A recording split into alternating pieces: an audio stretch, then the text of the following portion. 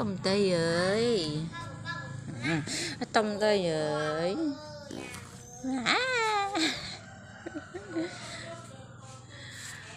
Tông đây ơi.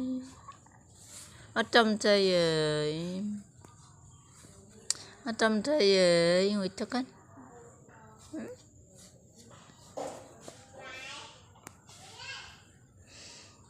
Ngồi tắc tông tây ngồi tắc.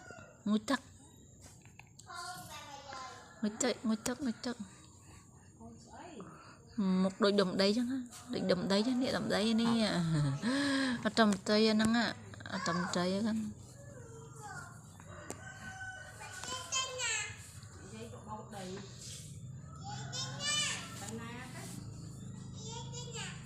tâm tây ơi tâm tây ơi tâm tây ơi tâm tây ơi tâm tây ơi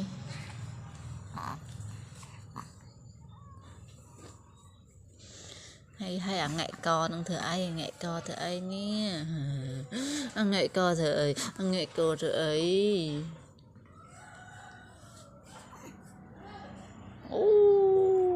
chuyện tròn lần